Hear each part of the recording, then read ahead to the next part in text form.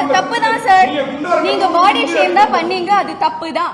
വാർത്താ സമ്മേളനത്തിനിടെ body shaving നടത്തിയ യൂട്യൂബർക്ക് ചുട്ട മറുപടി നൽകി നടി ഗൗരി കിഷൻ. ഭാരം എത്ര എന്ന വിവരം കിട്ട ചോദ്യത്തിന് അർഹിക്കുന്ന മറുപടി നൽകിയ ഗൗരിക്ക് സമൂഹ മാധ്യമങ്ങളിലും കയ്യടി. இல்ல நான் மன்னிப்புலாம் கேட்க மாட்டீங்க. ஹலோ சார், நீங்க தான் மன்னிப்பு கேட்கணும். இப்படி செக்ஷுவலைஸ் பண்றீங்க ஒரு ஃபீமேல் கேரக்டர் சார், அது எப்படி கரெக்டா இருக்கும்? இது ஜர்னலிசமே இல்ல. ஃபர்ஸ்ட் ஆஃப் ஆல் நீங்க பண்றது ஜர்னலிசமே இல்ல. உங்க പ്രൊഫഷനുக்கு അത് ഒരു ഡിസ്ഗ്രേസ്. അതേഴ്സ് എന്ന് പറയുന്ന ഒരു സിനിമയുടെ പ്രൊമോഷൻ പരിപാടിക്കിടെയാണ് ഇങ്ങനെ ഒരു സംഭവം ഉണ്ടാകുന്നത്.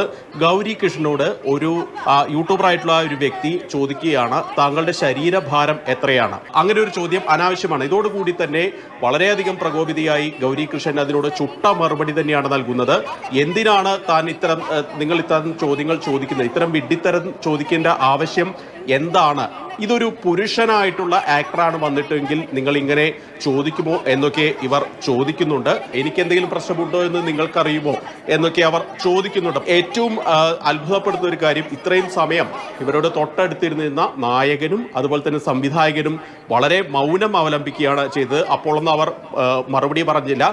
ഈ ഗൗരി കിഷൻ ഇവരോട് ചൂടായി സംസാരിച്ചപ്പോൾ ആ മാധ്യമ പ്രവർത്തകർക്കിടയിൽ നിന്ന് ചില ആളുകൾ നിങ്ങൾ മാപ്പ് പറയണമെന്ന് ആവശ്യപ്പെടുന്നുണ്ട്. അപ്പോഴും അവരെ, അതായത് ഈ മാധ്യമ പ്രവർത്തകരെ അനുനയിപ്പിക്കാനുള്ള ശ്രമമാണ് ഈ സംവിധായകനും അതുപോലെ തന്നെ നടനുമൊക്കെ നടത്തിയത്.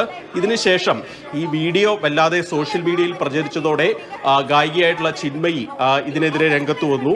അതിന് കീഴെ ഈ നടനായിട്ടുള്ള ആദിത്യ മാധവൻ, അദ്ദേഹത്തിന്റെ ആദ്യ സിനിമയാണെന്നാണ് മനസ്സിലാക്കുന്നത്, അദ്ദേഹം വന്ന് ക്ഷമാപണം നടത്തി. തൻ്റെ മൗനം ഒരിക്കലും ഇങ്ങനെ ഒരു ബോഡി ഷെയ്മിങ്ങിനെ അനുകൂലിക്കുന്നതല്ല തുടങ്ങിയ കാര്യങ്ങളൊക്കെ പറഞ്ഞുകൊണ്ടാണ് അദ്ദേഹം ക്ഷമാപണം നടത്തുന്നത്.